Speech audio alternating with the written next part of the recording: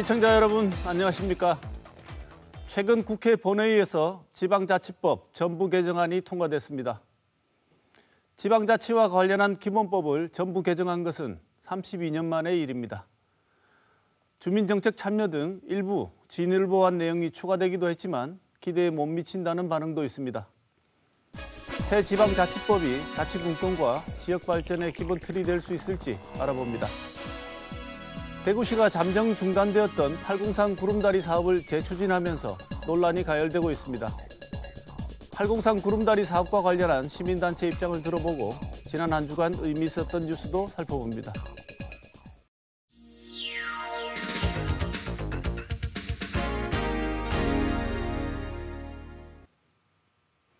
한 주간 중요 이슈를 짚어보는 시간 뉴스 큐레이션입니다.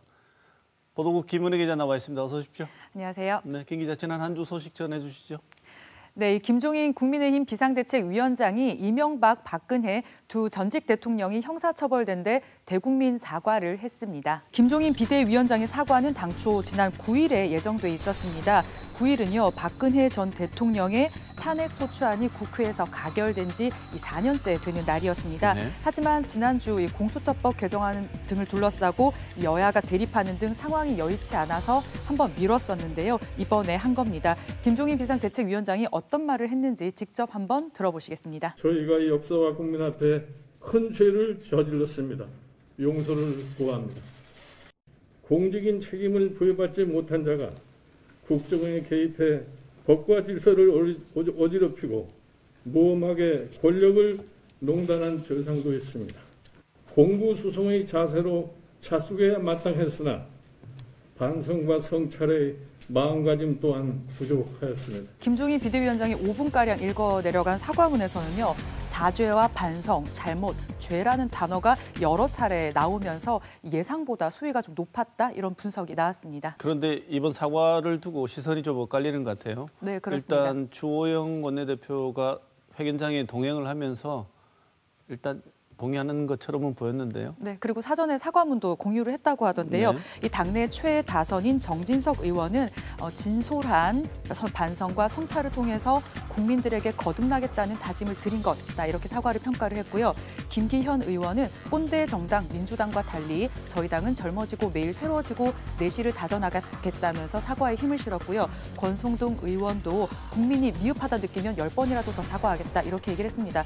초선 의원 10여 명도 이 찬성 지지 선언을 했습니다. 네, 그래도 이 국민의힘당의 기반은 역시 대구 경북이 주류를 이루고 있어서 당내 반발 기류가 있지 않을까 생각했는데 예상보다는 좀 조용했던 것 같아요. 예, 그렇습니다. 지역 의원들의 의견이 크게 전해진 건 없는데요. 하지만 예상대로 친이 친박계 인사들은 비판 수위를 높였습니다. 이 박대출 의원은 사과는 안 하느니만 못한 사과였다면서 특히 박 전 대통령의 수감은 당의 배신 그리고 마녀 사냥식 법 적용, 선동 등 복잡하고 다양한 측면이 있는데 이런 면을 간과하고 이 단순한 잘못으로 치부했다 이렇게 지적을 했고요. 그리고 복당을 두고 신경전을 벌이고 있는 홍준표 의원은 이 실컷 두드려 맞은 놈이 팬놈에게 사과를 한다? 참 어이없는 상황이 연출되고 있는 정국이라면서 이 사과를 하려면 지난 6개월 동안 이 국민의힘을 여당 이중대로 만든 것을 사과해야 한다 이렇게 꼬집었습니다. 이 25년간 정치를 했지만 이런 배알도 없는 야당은 처음 본다, 대표성이 없다 이렇게 비판의 수위를 높였습니다. 이런 당내 반발이 충분히 예상되는데도 불구하고 이런 사과를 하는 데는 나름의 이유가 있겠죠? 예, 그렇습니다. 이 국민의힘은 박근혜 전 대통령 탄핵 가결 이후 여러 차례 지방선거, 대선, 총선에서 연거푸 패배를 했잖아요. 이런 가운데 내년 4월에 서울시장, 부산시장 보궐선거가 다가오고 있습니다. 네. 민주당 지지율이 지금 하락세인 반면에 본인들 지지율은 좀 오르고 있잖아요. 그래서 이 두 전직 대통령 과오를 깔끔하게 사과를 하고 가는 것이 선거 전략상 좀 유리하다 이렇게 판단을 한 것 같습니다. 네. 왜냐하면 더불어민주당을 떠나는 지지 중도층이요. 사실 국민의힘으로 넘어가기에는 국민의힘이 아직은 약간 비호감이라는 측면이 있거든요. 네. 그렇기 때문에 이걸 좀 노리는 것 같습니다. 이 사과의 효가 어떻게 작용할지 좀 지켜봐야 되겠습니다. 하지만 이 아무래도 사과가 공약했던 층에게는 이 말로 하는 사과보다는 이후의 행동으로 쇄신으로 보여주는 것이 좀 더 주요할 것 같습니다. 네, 이 사과하는 것 자체에 여러 시선이 교차한다는 것이 이 사과가 지금 어떤 의미로 비치는지 잘 보여주는 것 같습니다. 그렇습니다. 네, 다음 소식 전해주시죠. 네, 이 코로나19로 인한 어려움 미치지 않은 곳이 없겠습니다만 이 생업을 이어나갈 수 없는 소상공인들의 한숨이 깊어지고 있습니다. 이런 가운데 임대료 멈춤법이 제안됐는데요. 찬반이 크게 엇갈리고 있습니다. 상가 건물 임대차 보호법 개정안, 이른바 임대료 멈춤법은요. 코로나19로 인해서 집합금지 조치를 받았을 때 임차인 내하는 임대료를 전액 깎아주고요. 집합 제한 조치를 받았으면 그 기간 동안의 임대료의 절반을 깎아주는 내용입니다. 임대인은 임대료가 들어오지 않아서 이 건물을 담보로 낸 대출의 원금과 이자, 원리금을 제대로 갚을 수 없다고 판단이 되면 이 상환을 미뤄주는 내용도 들어가 있습니다.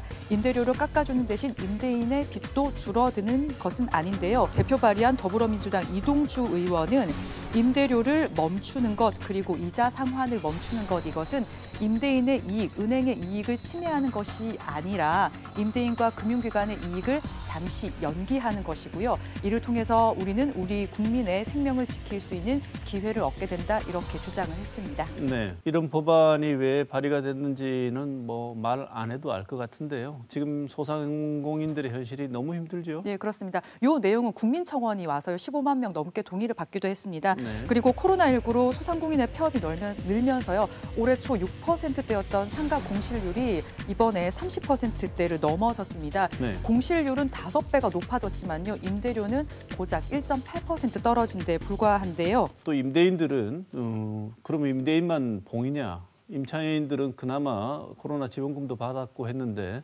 너무 이중 혜택이지 않느냐 이런 또 반대도 있다죠. 네, 충분히 나올 수 있는 내용입니다. 이 상가정보연구소에 따르면 올해 3분기 중대형 상가 1제곱미터당 순영업 소득은요 23,500원으로 직전 분기보다 26%가량 줄어든 것으로 나타났습니다. 네. 임대인들은요 진정으로 이 법안이 자영업자 고통을 해결할 수 있는지 재산권에 정부가 개입하는 건 위헌이다. 그리고 임대인이라고 다 잘 사느냐 생경 임대인도 있다 이렇게 반발을 크게 하고 있습니다. 지금 코로나 상황이 우리만 이런 상황이 아니지 않습니까? 네. 해외에서는 이런 유사한 상황에서 어떤가요? 네, 일단 캐나다는요 건물주들에게 세입자들의 임대료를 최소 75% 깎아주게 하고요. 이 깎아준 거의 절반은 정부가 부담하도록 하고 있습니다. 그리고 호주 일부 지자체는요 임대인이 세금과 공과금, 이 보험료 감면 혜택을 받으면 이 세입자의 임대료도 똑같은 금액으로 깎도록 합니다. 네. 이 공통점은요 임대료 부담을 덜어주는 만큼 이 나라가 부담을 떠안는 겁니다. 임대인이나 은행이 부담을 떠안는 구조는 아닙니다. 네. 전월세 세입자를 위하는 좋은 취지에 시작됐던 임대차 3법이 되레 시장에 큰 혼란을 가져왔잖아요. 네. 그렇기 때문에 이렇게 임대료를 강제로 인하하는 이 법안이 위헌 소지가 있다 이런 의견도 있고요. 또 임대료 감면법이 시행이 되면 부동산 임대인은 임대료를 못 받을 것만큼 올리고 계약을 할 가능성이 크기 때문에 정교한 접근이 필요하다 이런 지적이 있었고요. 네. 또 한 전문가는 임대료 차원에서 접근할 게 아니라 이 자영업자들을 재정으로 직접적으로 지원하는 방향이 필요하다. 그렇지 않으면 효과가 크게 없다. 이렇게 지적을 하기도 했습니다. 이 법안은 이제 국회에서 심사하는 단계입니다. 물론 이 찬반이 극명하게 엇갈리면서 이 여당, 민주당은 공정한 임대료를 찾기 위해서 여러 사례를 보겠다. 약간 한 발 물러선 분위기인데요. 이 코로나19 영향으로 재난지원금 등 앞서 여러 지원금들도 이견과 논란이 있었는데 이걸 좁히면서 시행이 됐습니다. 이번에도 이 선택적 공정이 되어서는 안 되겠고요.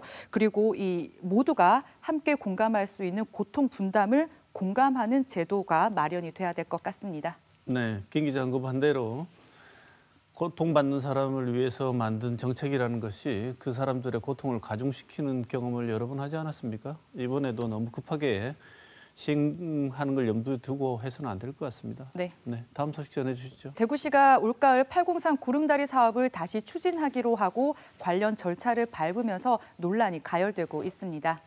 팔공산 구름다리 사업은요, 팔공산 관광 활성화를 위해서 정상 케이블카에서 낙타봉까지 폭 2m, 길이 320m 규모의 다리를 설치하는 겁니다. 대구시는 팔공산 구름다리가 생기면 이 교통 약자들도 팔공산 경치를 좀 더 쉽게 감상을 할 수 있을 거고, 그리고 인근 시설과 연계한 관광도 활성화될 것이다. 이렇게 개발할 수 있을 거다. 이런 입장이고요. 팔공산 주변에 상인들도 설치를 환영하고 있습니다. 하지만 반발이 만만치가 않은데요. 이 환경 시민사회단체들은 이 환경 파괴는 물론 여러 절차적 문제가 있다면서 반발을 하고 있습니다. 이 대구시가 공사 예정지 동화사 토지에 대한 사용 승인이나 이 매매 계약서도 없이 사업을 추진하고 이 케이블카 초과 수익 환원에 대한 협상 과정을 투명하게 공개를 하지도 않고 또 매출액의 3%를 환수 금액으로 결정한 것은 이 케이블카 업체에 특혜를 주는 것이다 이렇게 보고 있거든요. 네. 그리고 또 시민 원탁회의를 시민공청회의 대체 수단으로 삼았고 긴급 발주와 관련한 현행법도 어겼다 이렇게 판단을 하고 있습니다. 이 구름다리가 세워지는 낙타봉 쪽 일부 땅을 소유하고 있는 조계종단은요, 이 승려들의 수행에 반대가 된다는 이유로 대구시의 이 구름다리 사업에 반대한다 이런 공문을 보내기도 했습니다. 이 대구시는 올해 내로 착공을 하지 않으면 이 받은 국비를 반납해야 되기 때문에 최대한 동화사, 조계종을 설득하겠다 이런 의지를 보이고 있습니다. 이 팔공산 구름다리 사업은 지난 2016년부터 거론이 돼 왔습니다. 이 4년여라는 긴 시간이 있었는데도 여러 의혹은 풀지 않고 이 사업 강행에만 초점을 두고 있는 대구시 행정이 그리 명쾌해 보이지는 않습니다. 지금까지 이번 주 주목할 만한 뉴스 짚어봤습니다.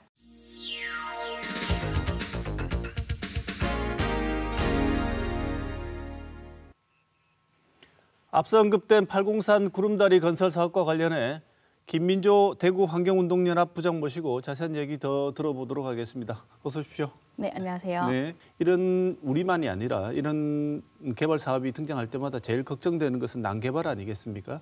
지금 반대하시는 입장에서 볼 때 환경 훼손이나 기타 개발로 인한 부정적인 영향 어떻게 보고 계십니까?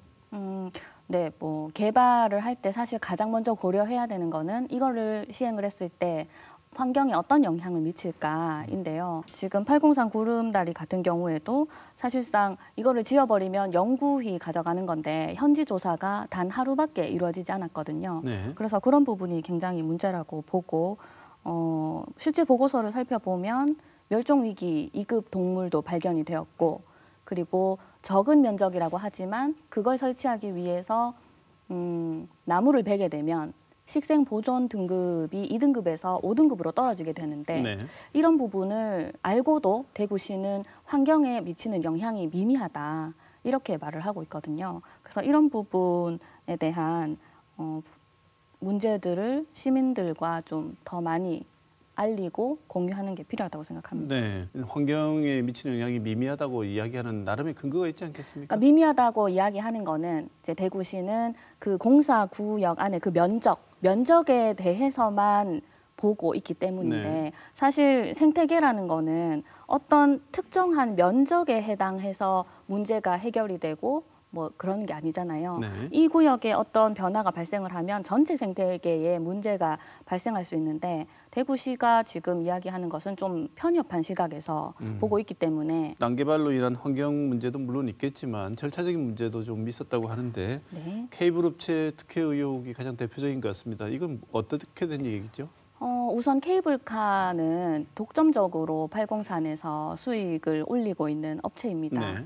그런데 그 케이블카를 타고 내리면 걸어서 구름다리를 이용할 수 있도록 지금 현재 설계가 되어 있고요. 네. 그러면 보통 구름다리를 이용하는 분들의 특성상 등산을 해서 구름다리를 이용하진 않으실 거거든요. 네. 그러면 필수적으로 케이블카를 이용하게 될 텐데 그러면 구름다리를 놓는 그 자체가 케이블카의 영업이익을 증대하는 데 기여를 하게 됩니다. 그래서 왜 그러면 이미 개발이 되어 있는 이곳에 굳이 구름다리를 놓아야 되는가라고 저희가 문제 제기를 하는 거고 그리고 이 수익을 어떻게 사회에 환원할지에 대한 것도 전혀 고려하지 않은 채 이 사업을 계속 진행을 하고 있었거든요. 네. 그래서 저희는 이 부분이 굉장히 특혜성 사업이라고 보고 있습니다. 독점적인 어떤 수익 구조가 있다 그러면 이 수익으로 인한 환원이라든가 이런 거에 대한 미리 논의가 있지 않습니까? 그러니까 그런 논의를 좀 해야 되는 것이 사실이고 그런 논의를 한다면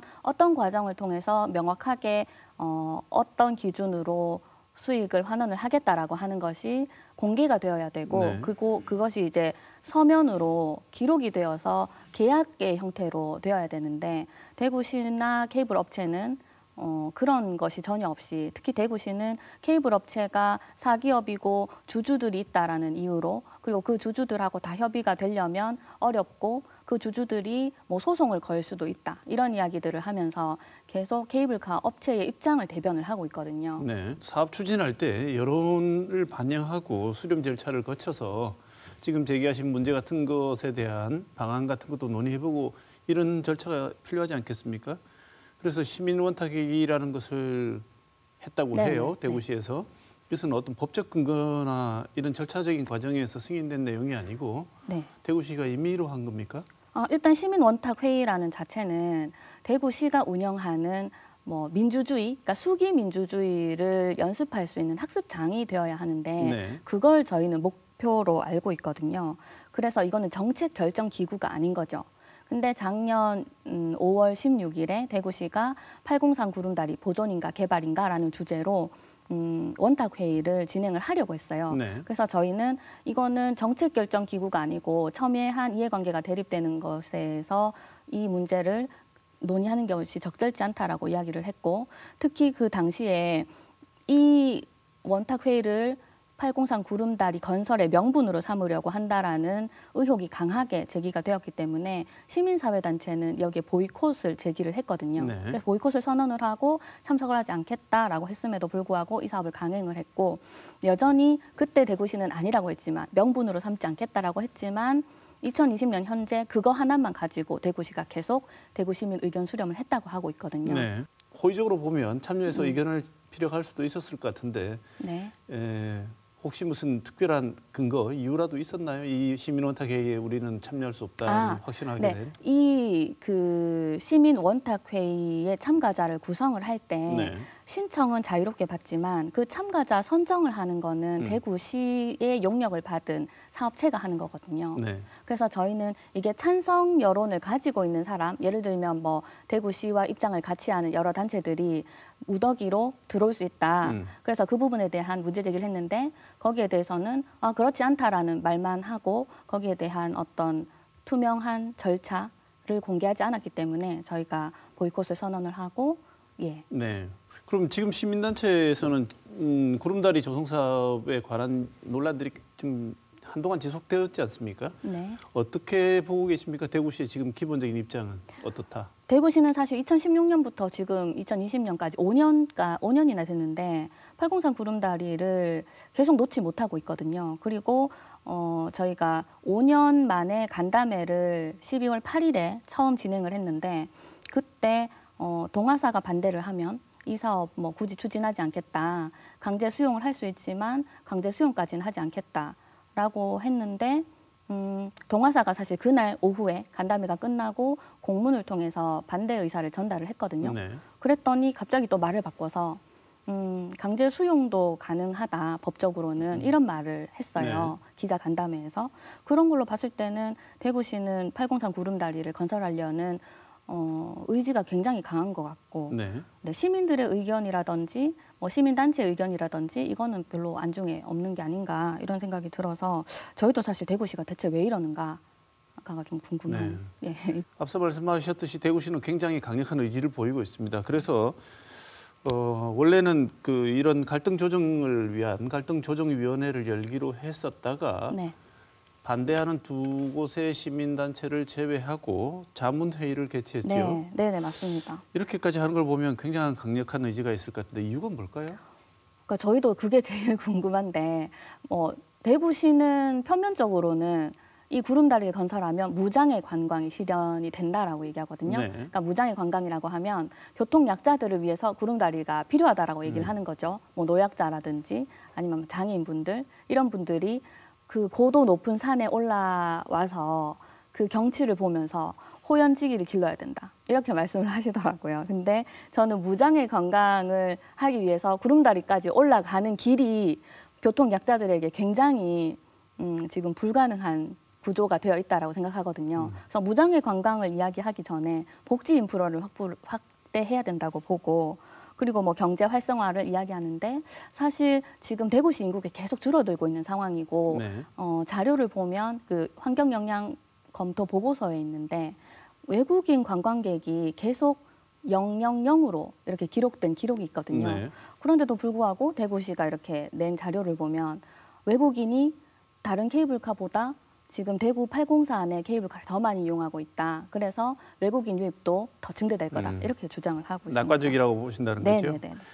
저는 이 문제는 굉장히 조심스럽고 토론이 많이 필요한 부분이라고 네. 생각을 해서 대구시가 좀 더 적극적인 토론에 나섰으면 좋겠는데 다른 차원에서 고려해 볼 만한 여지가 있는 문제고 또 다른 부분으로 환경을 잘 보존하면서 해볼 수도 있는 문제인데 우리가 이렇게 오늘 토론하는 이유는 모시고 말씀을 듣는 이유가 대구시가 이야기를 아예 시작을 안 하려고 하고 자꾸 반대하는 쪽을 배제하려고 하는 모습을 보인다는 것은 오히려 일을 제대로 진행하는데 문제가 되기 때문에 네, 좀 투명하게 네. 공개를 하고 좀 논의를 하면 좋을 것 같습니다. 그런데 지금 만약에 이렇게 자꾸 말씀하신 것처럼 두 반대하는 단체를 제외하고 네. 진행해 나갈 것이다.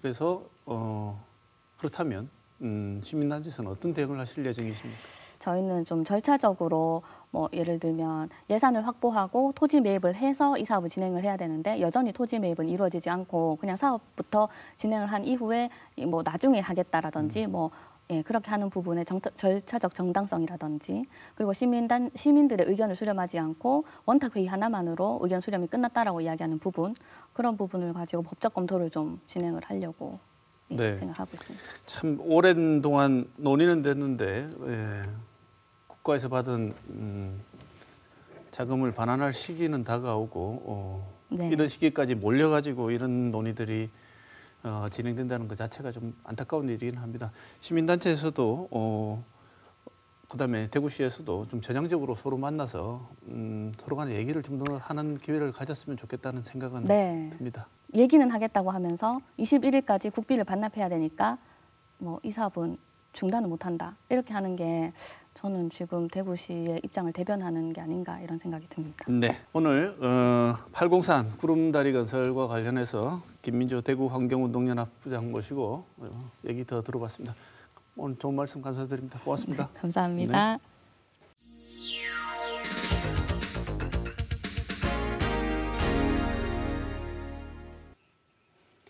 지난 9일 국회에서 지방자치법 전부 개정안이 통과되었습니다. 1988년 법이 만들어진 이후 무려 32년 만인데요. 새 지방자치법이 어떻게 바뀌었는지, 지방자치 실현에 실질적인 도움을 줄 수 있을지 살펴보겠습니다. 먼저 오늘 나와주신 두 분 패널 소개합니다. 정경원 대구시 의원 모셨습니다. 어서 오십시오. 예, 반갑습니다. 이창용 지방분권운동 대구 경북본부 상임대표 모셨습니다. 어서 오십시오. 네, 안녕하십니까. 예. 그동안 지역에서는 지방자치, 지방분권을 끝없이 얘기해 왔었습니다.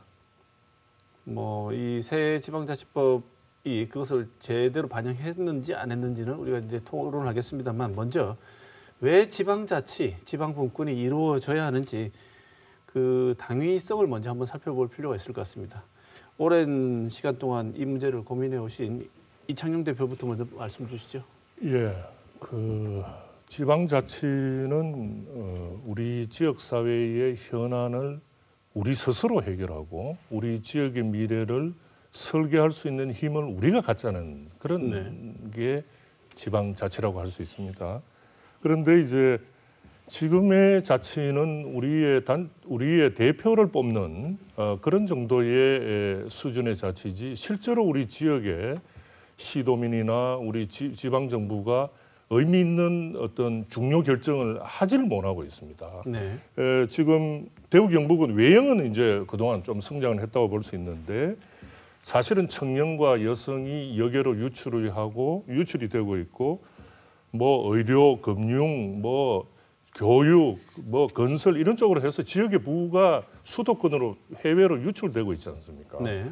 이런 구조를 막기 위해서라도 지방자치가 굉장히 중요한데 실제로 우리가 지금 그런 자치를 하고 있지 못하고 있어서 국비를 아무리 많이 따가운들 우리 지역사회 특별히 시민들, 시도민들한테 변화를 체감하지 못하는 이유는 바로 우리가 결정할 수 있는 힘이 없다는 차원에서 지금 지방자치는 거의 뭐 제대로 되고 있지 못하다 이렇게 볼 수 있습니다. 네. 우리 스스로 우리의 필요한 일을 결정해서 집행하기 위해서는 지방자치가 꼭 필요하다. 그렇습니다. 네.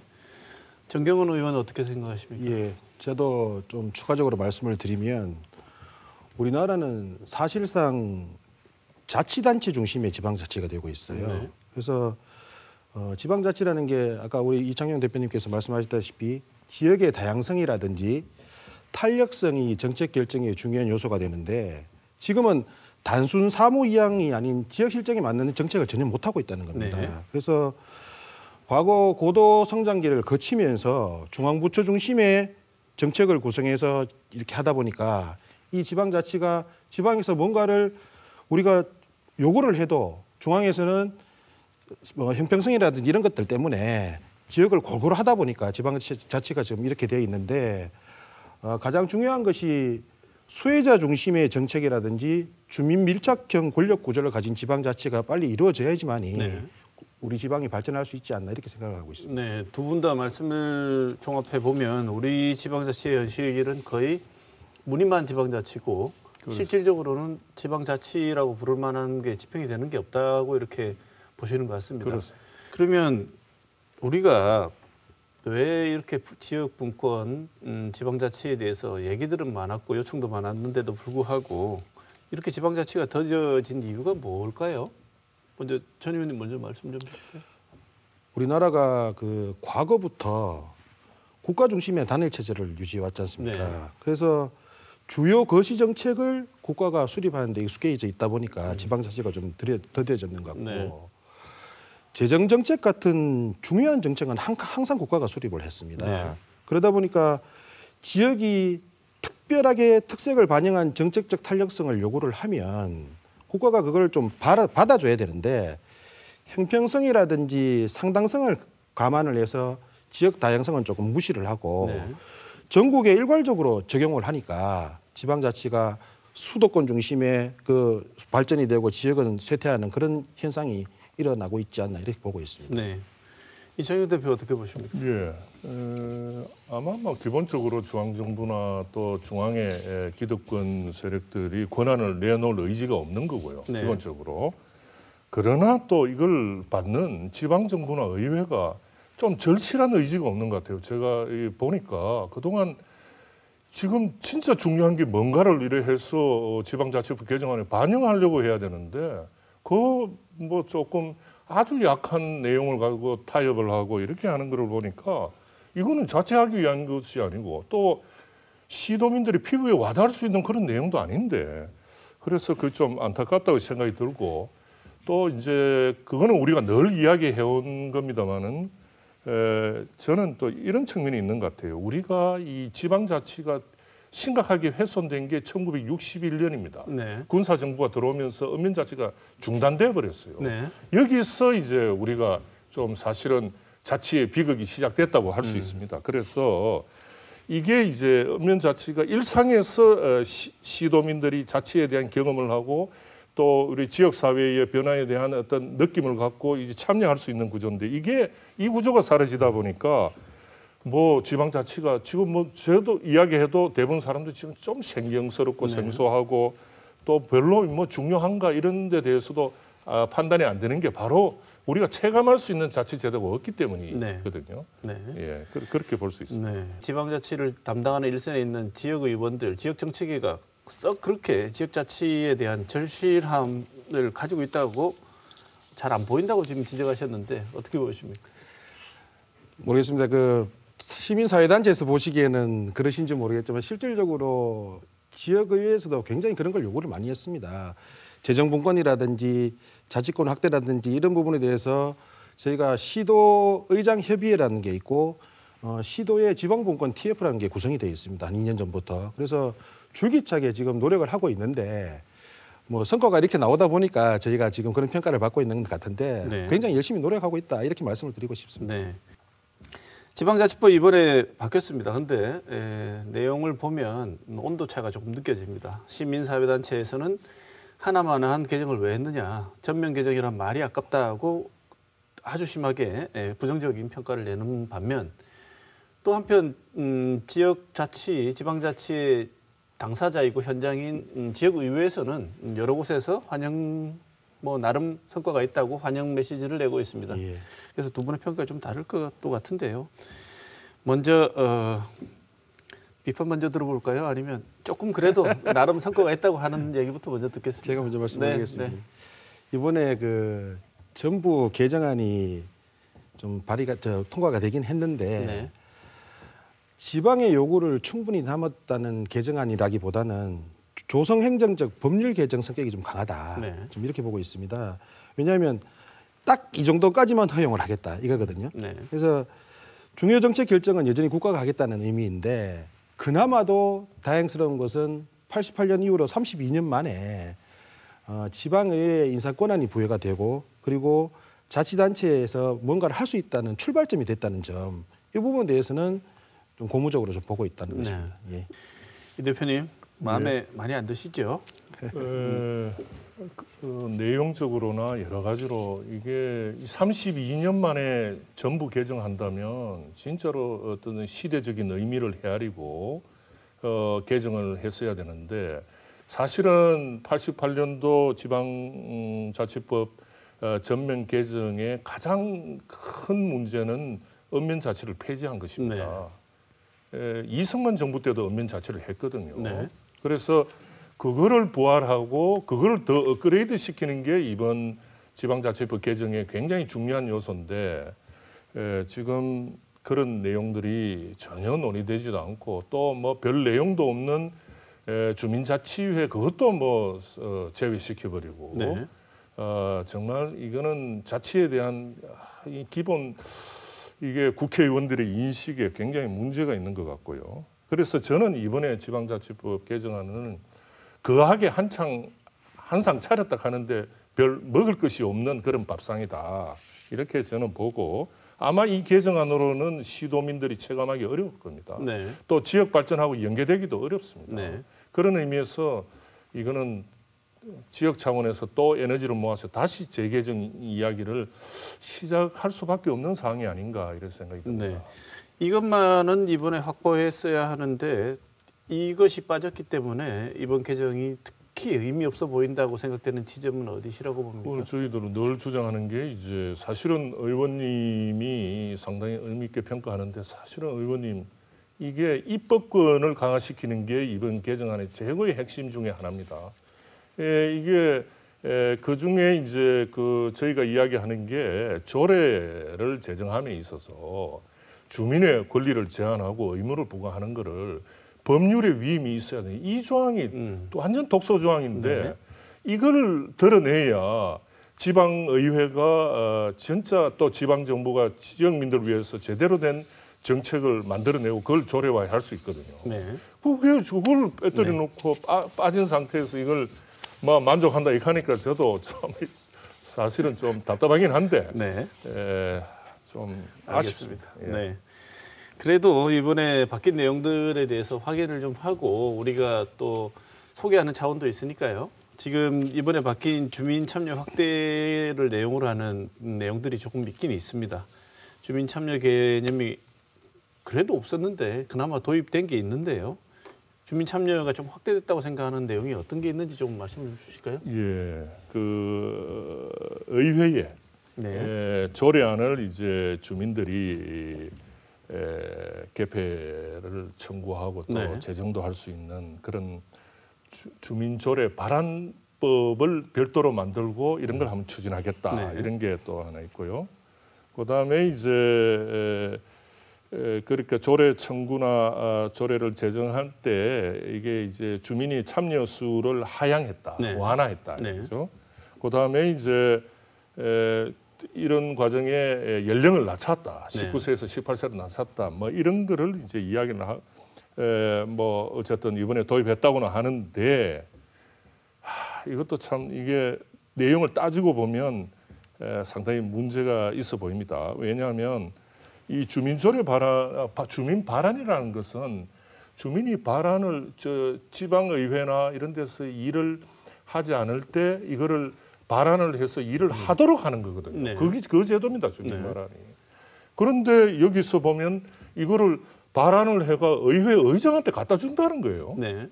이거는 도대체 이거는 바로 시민들 표결에 붙일 수 있도록 하는 게 발안 제도의 이제 굉장히 중요한 시민의 민주적 통제 장치로 굉장히 의미가 있는데 이런 게 뭐 좀 왜곡되게 이렇게 돼 있고 그러니까 아무리 연령을 낮춰보고 뭐 이렇게 완화해 본들 네. 기본 골격이 잘못되어 있으니까 효과가 나타나기는 좀 어려울 것 같다 이런 생각이 듭니다. 네. 전 의원님 어떻게 보십니까? 저는 조금 의견을 좀 달리하는 부분이 네. 있습니다. 네. 왜냐하면 이번 법이 발의가 되면서 입법과 감사 분야를 중심으로 해서 주민 참여권이 확대가 됐습니다. 네. 네, 물론 주민분들이 정말 심도 있게 논의하고 지역 발전을 위해서 좋은 조례도 만들어 주시고 저희한테 발안을 하실 수는 있지만 이런 겁니다. 주민 개개인뿐만 아니라 이익 집단이라든지 사회단체 정말 다양한 구성원들이 이 사회를 구성하고 있지 않습니까? 그렇죠. 그러다 보니까 각각의 요구가 그만큼 다양한데 자 그러면 저희가 주민들을 대표해서 선출직으로 선출이 됐던 의원 아닙니까? 네. 그래서 저희한테 권한을 주셨으면 그런 여러 가지 의견이라든지 발안을 직접적으로 조례를 발의하고 하시는 것보다는 저희를 한번 걸러서 하는 게 그래도 저희를 좀 믿고 하는 게 맞지 않겠느냐. 네. 그래서 의회가 지금 보면 대구시 의회도 이렇습니다. 과거에는 한 당이 거의 의회 구성원들을 다 차지하고 있었는데 지금 보면 저희가 30명 중에서 25명이 국민의힘이고 5명이 민주당 의원입니다. 그래서 어느 정도의 그런 견제 기능들도 있기 때문에 이 제도가 그렇게 썩 나쁘지 않다. 저는 그렇게 보고 있습니다. 네. 그러니까 그런 측면이 있습니다. 예. 물론 의회에서 이제 관심을 갖고 또 역할을 하셔야 되는데 저희는 시민들이 이제 발안을 했을 경우에 의회에서는 보고 그거를 이제 가부를 판단할 것이 아니고 별도의 대안을 제시할 수 있습니다. 네. 그러니까 우리가 제도를 어떻게 설계하느냐에 따라서 의회는 당연히 이제 지역의 시민들의 대표성을 갖고 하지만 또 시민들이 독자적으로 필요하다고 생각하면 의견을 낼 수 있어야 되거든요. 네. 이게 바로 이제 자치의 묘미고 이게 에너지거든요. 네. 그러니까 이제 그런 제도를 어떻게 설계하느냐에 따라서 충분히 의원님이 생각하시는 그런 어떤 약간 혹시나 그런 이해관계에 이게 활용당한 이런 측면을 우리는 극복할 수 있도록 이미 선진국 그런 제도 다 돼 있습니다. 네. 그러니까 그걸 잘 활용하면 되는데 이번에 행안부가 이걸 한 제안은 굉장히 자기중심적이고 지역 사회의 변화 발전에 특별히 관심을 갖고 있다고는 볼 수 없습니다. 자치 주민 참여 부분에는 조금 아쉬움이 있었다고 보입니다. 그런데 상대적으로 이번에 지방의회의 역량을 강화하는 쪽에서는 상당한 성과가 있었다고도 보여지는데요. 그래서 여러 지방의회에서 좋은 진일보한 것이라고 이 성명서도 많이 낸 걸로 봤습니다. 그중에 아까 말씀하신 것처럼 인사권이 있습니다. 예. 인사권의 변화 내용을 먼저 소개를 좀 해주실까요? 예. 기존에는 그 공무원에 대한 임면, 복무, 징계권은 자치의 단체장이 갖고 그리고 의회에서는 지휘 감독하는 인사상 협력 관계였습니다. 네. 근데 이번 개정안에서는 지방의회에 두는 사무 직원의 수를 별도의 저희 조례로 만들어서 네. 의장이 인사 권한을 갖고 관련 지휘 감독권까지 다 네. 갖게 이렇게 좀 조정이 됐고 그리고 무엇보다도 지방의원을 도울 전문 인력 충원이 가능하게 됐는데 네. 전체 지방의원 정수의 2분의 1에 대해 한해서 저희가 전문 인력을 둘 수 있게 됐는데 네. 1년 동안 그 유보 기간을 가지고 나서 2022년도 말까지 그 2분의 1에서 다시 2분의 1을 뽑을 수가 있고 네. 그리고 2023년도까지 저희가 이제 인원을 충원을 하게 되어 있습니다. 근데 실질적으로 이 제도가 시행이 되기 위해서는 이 전체 이제 인건비라는 게 있죠. 네. 총액 인건비 상한선이 좀 늘어나야 되고 네. 법적으로 전문 인력의 급수가 어느 정도 정해져야 되는데 지금 이야기를 하고 있는 거는 6급 정도의 일반적 임기제나 별정직 인력이 법령으로 정해져야 된다. 네. 이렇게 지금 나와 있기 때문에 그 부분에 대해서는 인사권에 대해서 좀 독립이 됐다 이렇게 보고 있습니다. 네. 쉽게 말하면 국회 직원들을 국회의장이 관할하는 것처럼 맞습니다. 국회 사무처를 통해서 예, 지방의회에도 그런 장치가 생겼다는 것이죠. 예, 맞습니다. 네. 예. 그러면 우리 이 대표님께 한번 여쭤보고 싶습니다. 예. 이런 인사권 독립이 지역 정부, 지방 정부의 견제 감시 기능 좀 더 올릴 수 있다. 그다음에 의회가 상당히 독립적으로 움직일 수 있다고 하는데 상당히 진일보했다고 볼 수 있습니까? 예, 이전보다는 확실히 의회의 독립성이 있을 수 있다고 생각합니다. 네. 그런데 이제 원리론적으로는 이게 늘 이렇게 좀 제한적이죠. 네. 저희가 볼 때 사실은 의미 있는 변화와 또 의미 있는 그 효과를 거두기 위해서는 사실은 의회 내에 의회직을 신설해야 되죠. 네. 국회도 의회직을 별도로 뽑잖아요. 네. 그 정도 수준으로 지금부터 준비를 해야 되는데 그냥 인사권을 갖는 거는 그만큼의 의미는 있지만 사실은 그 사람들은 다시 돌아가잖아요. 네. 의회직을 신설하면 그분들은 이제 의회를 위해서 자기의 전문성을 발휘할 수 있는 축적해 나갈 수 있는 그 힘을 가지거든요. 네. 그렇게 돼야 지역 사회에 또 다른 어떤 변화와 에너지를 만들어내는데 기여를 할 수 있는데 지금 정도로는 이전보다는 낫지만 의미 있는 지역 사회 변화를 이끌어내는 의회의 어떤 시도민들의 주목을 받을 수 있는 그런 의회 활동으로 이어지기에는 한계가 많다. 네. 이렇게 볼 수 있겠습니다. 의원님께서는 인사권이 독립됐다고 말씀하셨는데 그것으로 모자라도 말씀하신 이유가 선발권은 여전히 지역 정부에게 있습니다. 그래서 지역 정부가 선발한 다음 의회에 종사하고 있는 인원들에 대한 인사권, 인사고과 평가하는 모든 권한을 지방의회 의장에게 준다는 것이기 때문에 그 정도로는 완벽한 지방의회 독립성으로 보기는 힘들다는 말씀을 하시는 거죠. 그리고 이제 그러면서도 입법권을 획기적으로 강화해야 됩니다. 네. 저희가 늘 법률 제정권을 광역의회 최소한 광역의회로는 가져와야 된다. 이런 정도가 돼야 집행부와의 대등한 어떤 그런 힘의 관계를 속에서 지역민들의 이익을 보호할 수 있다 이렇게 생각합니다. 네, 새로운 지방자치법의 한계도 분명히 계속 말씀을 나눴습니다만 핵심적인 것 두 가지 정도만 더 짚고 넘어가도록 하겠습니다. 지금 제일 처음에 모두에 말씀하신 것처럼 풀뿌리 주민자치가 지방자치의 기본인데 주민자치회라는 게 좀 이게 지방 주민자치를 대표하는 기관자치가 아니고 주민자치를 대표하는 가장 대표적인 장치였다고 했는데 왜 삭제됐느냐에 대한 비판이 좀 있는 것 같습니다. 이거는 어떤 부분인지 이창용 대표가 좀 말씀 주시죠. 예. 저는 아까도 말씀드렸다시피 88년도 지방자치법 전면 개정에서 가장 잘못된, 가장 우리가 제대로 챙기지 못했던 부분이 읍면자치를 폐지한 것인데요. 네. 그래서 이번에는 사실은 이게 읍면자치 제도입이 투여됐으나 우리가 아직 거기에 대한 공감대가 아주 굉장히 약합니다. 그래서 그럼에도 불구하고 주민자치회보다는 한 걸음 더 나아간 제도를 설계를 해야 되는데 이걸 제외시켜 버렸어요. 네. 이거는 굉장히 이 시대 정신과 또 우리가 왜 개정을 해야 되고 그리고 또 획기적인 주민 주권을 확립하겠다 그랬거든요. 네. 그 주민 주권을 확립하는데 이게 빠졌다는 것은 굉장히 무책임한 것이라고 생각이 되고요. 그래서 이제 아마 이거는 제가 볼 때는 이제 이게 주민자치위원회나 주민자치회가 정치적으로 또 이렇게 야당의 입장에서는 이게 여당이 또 정치적으로 이게 뭔가 또 활용하려고 하는 게 아닌가 이런 어떤 생각은 충분히 있을 수는 있는데 그런데 이 지방자치, 주민자치를 그런 식으로 접근하는 것도 문제가 많습니다. 아예 네. 그러면 더 적극적인 대안을 제시하고 실효성 있는 대안을 제시하든지 그냥 아예 이걸 유야무야 시킨 것은 아주 큰 문제라고 볼 수 있겠네요. 네. 전 의원님. 이 동단위 주민대표 기구지 않습니까? 주민자치회가. 이게 이 기구가 실질적으로 하는 활동이 무엇이고 이게 왜 풀뿌리 민주주의의 가장 상징처럼 됐는지 이번에 빠진 게 왜 아쉬운지 말씀 좀 주신다면요. 저는 아까 우리 대표님 말씀하는 와중에 이제 야당에서 뭐 그렇게 했다고 조금 이야기를 하시는데 사실 그런 건 아니고요.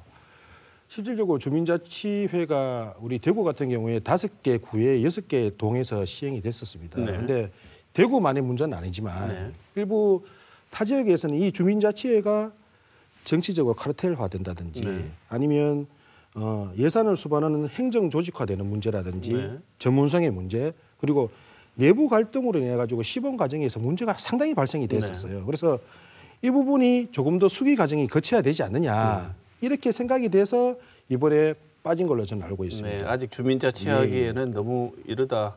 그러면 주민자치회에서 도대체 어떤 일을 하는 겁니까? 지금 대체적으로 보시면 이런 겁니다. 지역에서 마을 단위 사업을 어느 정도 주민자치회에서 책정을 해서 거기에 대해서 지자체에다가 사업에 대한 그 뭐랄까요 그 제안을 하고 거기에 대해서 이제 사업 성과를 같이 공유하는 그런 것들을 하고 있는데 마을 단위의 사업을 개발해서 진행한다고 이렇게 보시면 됩니다. 현재는. 이 자치회에서 주민자치를 민주적인 방식으로 시행을 해보는 와중에 민주주의의 폐해적인 요소가 굉장히 많이 보였군요. 그래서 아직 도입이 이르다고 얘기를 하는데. 그러니까 좀 뭐 또 새롭게 이제 우리가 그게 60년 동안 안 하다 보니까 거기에 대한 새로운 감각을 익히는 과정이었죠. 그러니까 그거는 판단하기 좀 여러 가지 지점이 있지만 그러나 이거를 그런 차원에서 접근하기보다는 주민자치의 원래 원리에 부합하는 차원에서 이게 개정안을 논의를 했어야 했는데 그런 논의가 전혀 안 돼 있으니까 저는 아쉽다는 겁니다. 자, 그다음에 정말 아쉽다고 많은 분들이 지적하는 부분이 뭐냐면 자치입법권 강화가 미흡했다는 지적이 많습니다. 지금 현재 지방자치법 개정안이 가지고 있는 자치입법과 관련한 한계가 무엇이고 어떻게 바뀌어야 되는지 한번 들어보는 시간을 가지겠습니다. 먼저 이 대표님 어떻게 생각하십니까? 예. 그래서 저희가 이번에 개정안에 뭐 29조가 되겠는데 우리가 이제 지방자치단체는 법령의 범위 안에서 그 사무에 관한 조례를 제정할 수 있도록 되어 있어요. 그다음에 다만이라고 이야기하면서 주민의 권리를 제한하거나 의무를 부과할 때는 법률의 위임이 있어야 된다. 이게 이제 이러니까 지방의회가 뭔가 의미 있는 적극적인 어떤 입법 조치를 할 수 없고 늘 이렇게 소극적으로 지방정부나 지방의회가 대응하고 있는 거죠.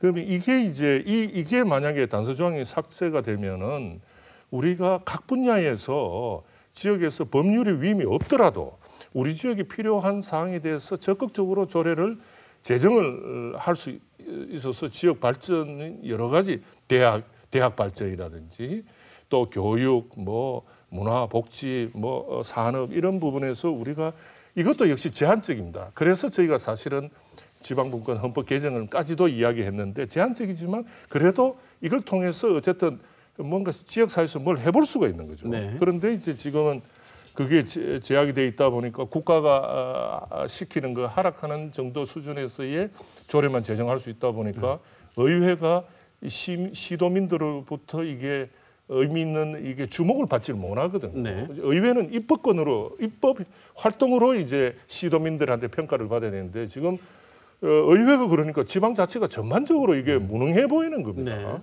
이게 이런 착시 현상이 일어나는 게 바로 필요한 어떤 권한과 이걸 못 갖고 있는 상태에서 뭘 하려고 하다 보니까 한계가 있는 것이죠. 이번에도 여전히 개정된 지방자치법에 따라도 조례는 마음대로 입법을 할 수 있으니 열심히 입법을 해봐라. 주민 동의 발안 얻어서 열심히 주민들 의견 반영해서 해라라고 문의는 있는데 정말 이것이 돼야지 지방자치가 비로소 된다고 생각하는 조례를 입법하려면 법률에 의해서 당신들 마음대로 안 되고 국가가 개입하겠다는 선을 아직까지 쥐고 있다는 말씀이시죠? 그러면서 이게 법을 정말 많이 바꿨다고 이야기하니 좀 답답한 것입니다. 많은 지적을 해주셨는데 혹시 전 의원님 의견이 있으시면 입법권 관련. 저도 이제 같은 생각인데요, 대표님하고. 왜냐하면 저희가 조례를 발의할 때 가장 먼저 체크하는 게 그겁니다. 상위법이 있냐 없냐. 네. 그러니까 상위법이 근거가 마련이 없으면 조례를 저희가 할 수가 없어요. 네. 이 부분에 대해서 가장 대표적인 실례를 들면 이번에 코로나로 되게 네. 힘들었지 않습니까? 네, 그렇죠? 네. 근데 각 지자체에서 마스크 미착용자에 대해서 벌금 부과밖에 할 수가 없다는 거예요. 네. 이게 지금 그 조례의 한계라는 겁니다. 네. 그래서 아까 우리 이 대표님께서 말씀하셨다시피 앞으로는 최소 법령을 위반하지 않는 범위 안에서 헌법의 법령을 위반하지 않는 범위 안에서 조례 제정을 자유롭게 하게 해줘야지 네. 이 부분에 대해서는 좀 더 발전이 있어야 된다고 보고 네. 있습니다. 우리 지역의 손발을 묶어놓고 지역 자치를 하라고 하는 것은 무의미한 일이나 거의 마찬가지다 이런 말씀이시네요. 앞뒤가 안 맞는 이야기. 예, 그렇습니다. 자, 그러면 이 새 지방자치법에 대한 얘기는 이 정도로 하고요. 지방자치가 성공하려고 그러면 뭐니 해도 제일 중요한 게 재원이 있어야 되지 않겠습니까? 재원이 없는데 어떻게 지방자치에 대한 사업 설계나 이런 것이 아예 안 될 것 같은데 전 의원님, 예. 지금 재정분권이 사실은 지방자치의 핵심인데 지금 재정분권 상황이 어떻습니까? 뭐가 문제지요? 방금 말씀하셨다시피 지방이 뭔가 사업을 하려고 그러면 네. 지방이 세원으로 감당할 수 있는 세법이 있어야 되는데 네. 지금 우리가 국세 대 지방세 비율을 보면은 현재는 지금 74대 26이에요. 네. 네, 이게 지금 개선이 돼서 지방 분권을 위해서는 특히 지방세법, 부가가치세법 그리고 법인세 관련해서 개정이 좀 지속적으로 이루어져야 되고 우리 대구시에서도 지난달에 저희가 부가가치세법 조정을 통해서 지방 소비 세율을 30%로 개선할 것을 좀 전국 시도 단위에서 주장을 한 바가 있습니다. 목표는 그거지만 네. 정말 힘들다면 지방이 재정 분권을 위해서는 6대4 정도는 조정이 돼야 되지 않느냐. 네. 지금 그렇게 보고 있습니다. 이 재정분권에 대해서 이 대표님 어떤 생각? 예, 뭐 굉장히 중요한 그 재정분권이 지방자치의 굉장히 중요한 부분입니다. 그래서 저희들은 대구 경북에 앞으로 이제 지방세의 국세 지방세 중에서 지방세를 더 확대하는 거 네. 이것도 필요하지만 지역이 이 조세, 과세할 수 있는 권한을 가지는 거 그래야 책임을 질 수 있거든요. 네. 우리는 자꾸 재정을 우리가 걷어들여서 우리가 지역에서 이제 할 수 있으면 책임을 질 수 있습니다. 그러나 지금은 자꾸 중앙정부에서 뭐 국가 보조금이나 뭐 이런 걸 자꾸 들고 와서 이거는 책임지는 게 아니거든요. 네. 책임은 중앙정부가 지는 거니까. 그래서 그런 의미에서 이제 재정분권도 굉장히 그 지방의회 차원에서 굉장히 노력해야 될, 집중해야 될 부분이다. 그리고 저희가 이제 중요한 거는 지역 재정분권한테 가장 우려되는 게 수도권과 비수도권 지역의 지역 간의 재정 격차가 이제 심각할 텐데. 네. 선진국들은 이미 이걸 헌법에다가 지역 간 재정 조정 제도를 명시해 놨습니다. 네. 그러니까 어느 정도까지는 재정 조정의 격차를 어쨌든 최소한으로 하는 그런 제도를 우리가 이제 사회적 합의를 이끌어내는 게 필요합니다. 네. 그래서 이 두 가지가 이제 된다면 오히려 재정분권을 이게 지역 간 재정 제도를 적극적으로 도입하게 된다면 재정분권은 더 가속화해 나갈 수 있다 이런 네. 생각을 합니다. 네. 이 두 분 말씀하신 것들은 정말 중점적으로 역점적으로 추진을 해야 될 일이라고 생각이 듭니다. 그런 차원에서 중앙정부한테다가 권한 이양을 해달라 조세 그러니까 세금 자금 문제를 세금을 나누는 문제를 이렇게 해결하자고 제안을 많이 하고 있는데 이런 활동은 활동대로 해 나가야 되지만 먼저 우리 스스로를 한번 돌아볼 필요도 있지 않을까 이런 생각이 듭니다. 우리 지역에서도 지방분권, 지방자치를 정착시키고 활성화시키는데 과연 얼마나 노력을 해왔던가, 그다음에 문제점이 없나를 돌아보는 점이 없으면 칭얼대는 걸로밖에 안 보일 것 같아요.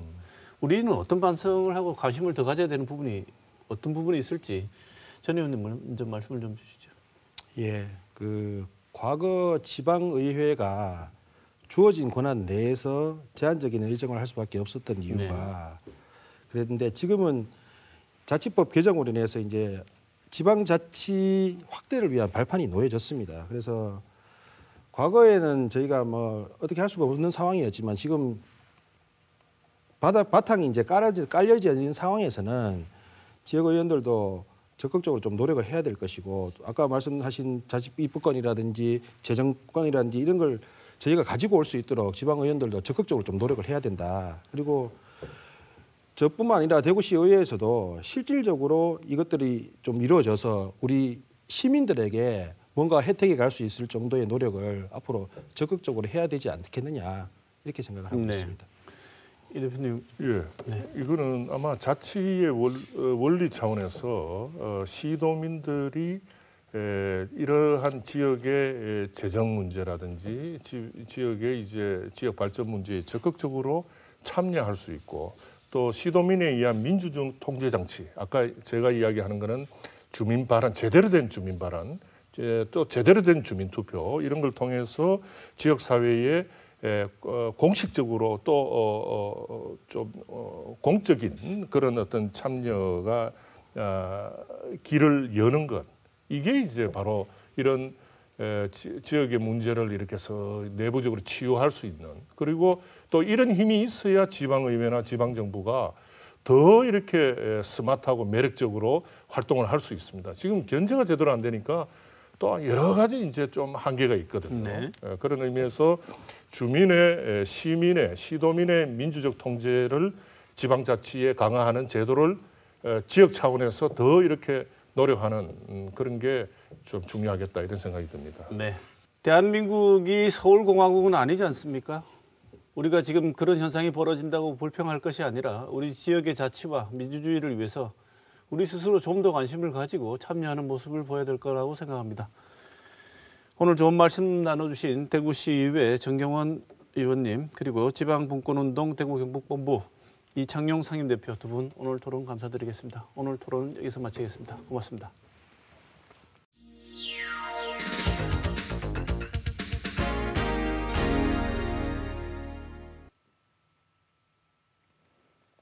메멘토 모리라는 말이 있습니다.